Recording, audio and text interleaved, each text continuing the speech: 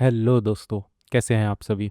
सोचो, आपकी उंगलियां आपके स्मार्टफोन की स्क्रीन पर घूमती हैं, एक टैप और बस आप दोस्तों को मैसेज भेज देते हो, गाना बजा देते हो या किसी को वीडियो कॉल कर लेते हो।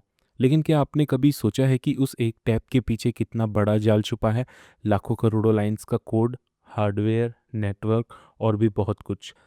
अगर आपको वो सारी अंदरूनी डिटेल्स दिखानी पड़े तो क्या आप कभी अपना फ़ोन इस्तेमाल कर पाओगे? जवाब है नहीं। यहीं पर आता है प्रोग्रामिंग का असली जादू, एब्स्ट्रैक्शन। प्रोग्रामिंग में भी जब हम बड़ी ऐप्स या सॉफ्टवेयर बनाते हैं तो अंदर का कोड बहुत ज़्यादा कॉम्प्लेक्स हो जाता है। अगर हर डेवलपर को हर फंक्शन की छोटी से छोटी डिटेल्स पता हो तो वो पागल हो जाएगा। हमें एक तरीका चाहिए जिससे हम सिर्फ काम की चीज़ें देखें और बाकी सारी अंदरूनी कॉम्प्लेक्सिटी को छुपा दें। यही है एब्स्ट्रैक्शन का काम।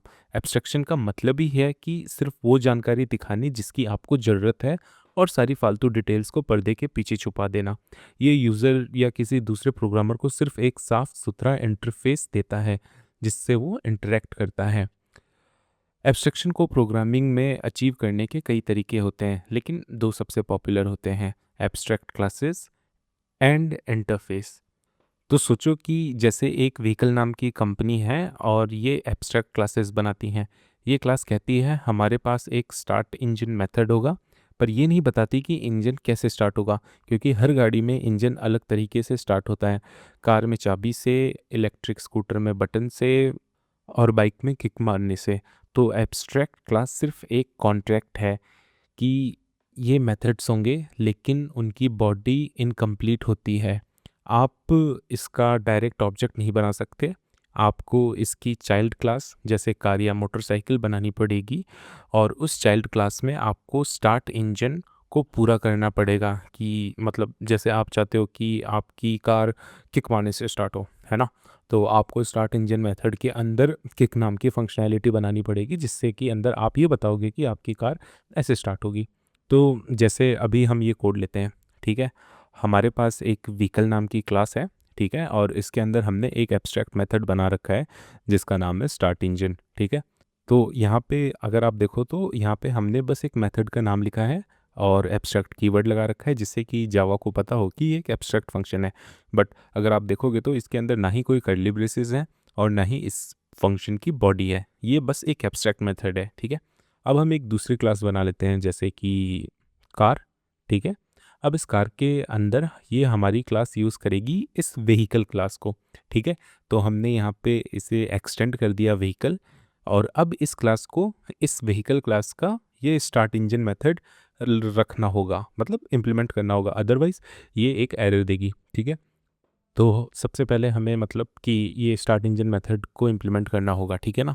तो अब हमें व्हीकल क्लास के मेथड को इम्प्लीमेंट करने के लिए हमें यहाँ पे ओवरराइड लिखना पड़ेगा। क्यों? क्योंकि हम ये जो स्टार्ट इंजन मेथड है ना, इसकी फंक्शनैलिटी को ओवरराइड कर रहे हैं कि इस क्लास के हिसाब से ये फंक्शनैलिटी ऐसी होगी, तो इसे ओवरराइड कहते हैं, ठीक है? तो अब हम स्टार्ट इंजन मेथड के अंदर सिंपल सा लिख देते हैं system dot out dot println और car engine start with the key turn, ठीक है? अब हम एक और क्लास बना लेते हैं जैसे कि इलेक्ट्रिक स्कूटर, ठीक है? अब अगर आप इसे एक्सटेंड करोगे व्हीकल के साथ तो अगेन हमें स्टार्ट इंजन मेथड यूज़ करना पड़ेगा। तो उसे ओवरराइड करो स्टार्ट इंजन मेथड को और यहाँ पे प्रिंट स्टेटमेंट लगा के लिख दो कि electric scooter engine start with the button press, ठीक है?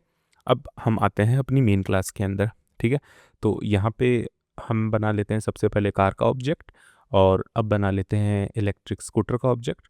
अब यहाँ पे प्रिंट करो my car dot start engine, my scooter dot start engine, ठीक है?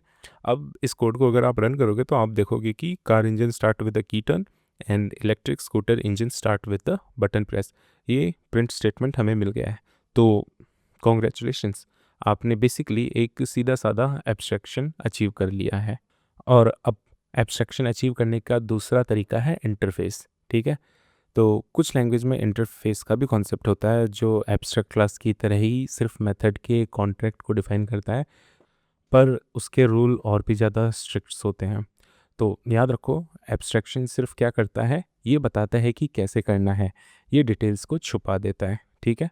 अब एब्स्ट्रैक्शन क्यों इतना कमाल का है, चलो बात करते हैं इसके बारे में। तो ये कॉम्प्लेक्स सिस्टम को हमारे लिए एकदम सिंपल बना देता है, जैसे फ़ोन इस्तेमाल करना। आपको अंदर की कॉम्प्लेक्सिटी को समझने की कोई ज़रूरत नहीं है, मतलब बेसिकली आपको कोई मतलब ही नहीं है उस चीज़ से। डेवलपर्स को सिर्फ उस हिस्से पर फोकस करना होता है जिसकी उन्हें ज़रूरत है, बाकी सारी अंदरूनी वर्किंग या इंटरनल वर्किंग छुपी रहती है। इससे बड़े प्रोजेक्ट्स को मैनेज करने में आसान हो जाता है। जैसे कि सोचो, अगर आपके फ़ोन को कैमरा यूज़ करना है, मतलब आपके फ़ोन को नहीं, आपके ऐप को कैमरा यूज़ करना है, तो rather than writing the whole code for the camera, it's better to use the Google's camera library and use that in your app, right? Now, ये अंदर के इम्पोर्टेंट डेटा और लॉजिक को बाहरी छेड़छाड़ या अनऑथराइज्ड एक्सेस से बचाता है। बेसिकली ये हमारे कोड को बहुत अच्छी सिक्योरिटी प्रोवाइड करता है। Then we have flexibility. अब अगर आप इंटरनल इम्प्लीमेंटेशन को बदल सकते हो बिना बाहर के कोड को छुए, जैसे अगर कार के इंजन को बदलने का तरीका बदल जाए तो भी ड्राइवर को तो बस चाबी घुमानी है। बेसिकली उसे अंदर की चीज़ों से क्या मतलब है, आप इंजन बदल दो या कुछ भी बदल दो, टायर बदल दो, गाड़ी तो उसी तरीके से स्टार्ट होगी जैसे ही वो चाबी घुमाएगा। ठीक है।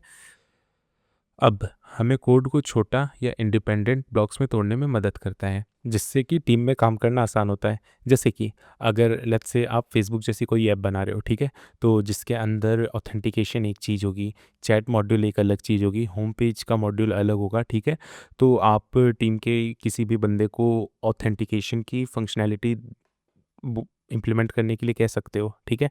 तो वो ऑथेंटिकेशन की एब्स्ट्रैक्ट क्लास बनाएगा जिसके अंदर वो सारे मेथड्स डिफाइन करेगा कि लॉगिन है, साइन अप है, login with Google, Facebook, Apple और कुछ भी, ठीक है ना। तो वो इतने सारे मेथड बना के वो इंडिविजुअली उस मॉड्यूल पे काम कर सकता है और दूसरी टीम दूसरे मॉड्यूल्स पे काम कर सकती है ना, है ना अच्छी चीज़। अब अक्सर लोग एब्स्ट्रैक्शन और एनकैप्सुलेशन में थोड़ा कंफ्यूज हो जाते हैं। चलो 30 सेकंड में फ़र्क समझते हैं।